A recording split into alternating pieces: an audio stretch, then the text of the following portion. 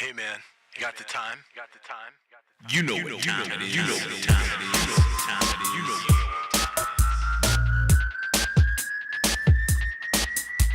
5 minutes to go. 5 minutes to go. 5 minutes to go. 5 minutes to here we go. Did you ever have somebody walk up to you and hand you a note like this? You didn't know what it was going to be, but you started to open it up, and as you opened it up, you looked at it. Maybe your heart jumped, or maybe your heart dropped when it said this: "Do you love me? Check one. Yes, no, or maybe." Most of us have had experience like that, or maybe you're the one that handed a note like that off to somebody. It was a note to find out whether somebody liked you or not, or loved you or not.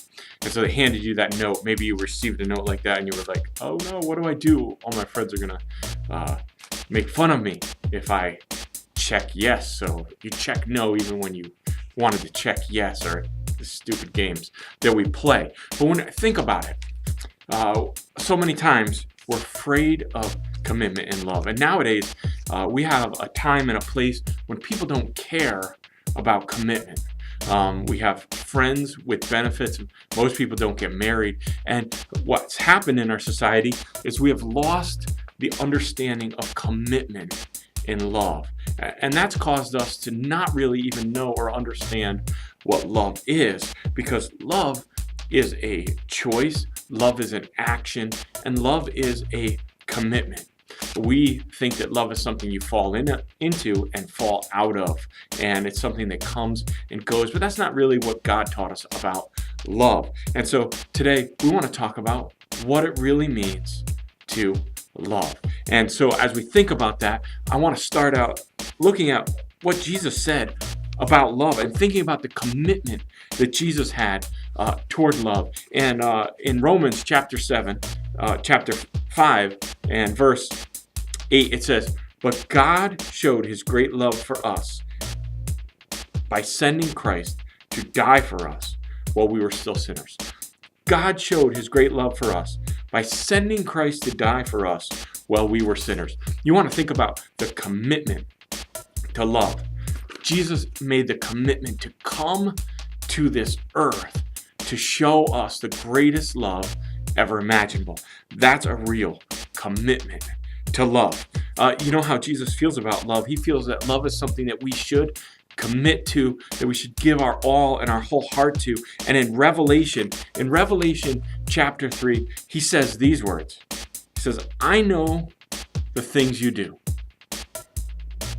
that you are neither hot nor cold. I wish that you were one or the other." I know the things you do, that you are neither hot nor cold. I wish that you were one or the other. You know, Jesus came to this earth and he made the ultimate commitment of love, that he came to this earth and he died on the cross for us.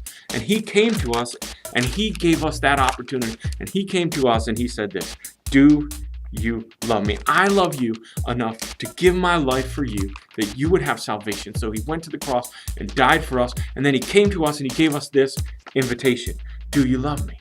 Will you let me forgive you of your sins? Will you let me give you new life? And he says, check one, yes or no. But Jesus did something. He said this: I want to take maybe out of the picture. Do you love me? I want you to be hot or cold, but not lukewarm. That's not what love is. And he taught us something powerful about love. We think that love is something you do for a while and then you don't do. And love is all about this feeling. It's something that you just feel on the inside. But Jesus said, you know what? You might feel love, but it's not love until you do something about it. And in John chapter 14, he says this. In John chapter 14, verse 15, if you love me,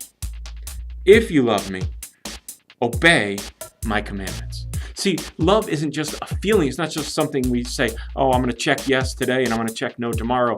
Maybe I'm going to just check maybe and I won't commit to loving or not loving. Jesus said, hey, if you love me, prove it. If you love me, do something about it. If you love me, keep my commandments. And so he said, love is something that you have to do. You have to follow through with it. You have to actually live this love. Love is action. And he showed us the way to that kind of love. He showed us the action because he left heaven and he came to earth to die for us. So today, I feel like Jesus is coming to each one of us and he's saying this. So do you love me? I loved you so much. I gave my life for you, but do you love me? John 13:35 says, your love for one another will prove to the world that you are my disciples. How is your love today? Are you proving your love by the way that you're living? If someone came up to you and had to fill this in for you about your faith, and if they asked, if someone said, here, fill this in about me. Does this man love Jesus? Check one, yes, no, or maybe. I sure hope that nobody would check. Maybe. I sure hope that the way I'm living, if someone had to fill this in for me, they would say, absolutely, it's a yes. The cool thing is we get to fill it in for ourselves. Jesus gave us the invitation of salvation. So in this time when we're always thinking about love, we're thinking about whether we love people, the most important thing is that whether we think about how we love God, how we love Jesus Christ. He loved us enough to give his life for us, and then he gives us that invitation. Do you love me? Check one. Yes, no, or maybe. I hope and pray that you will check yes, and then go ahead and prove it by the way that you live.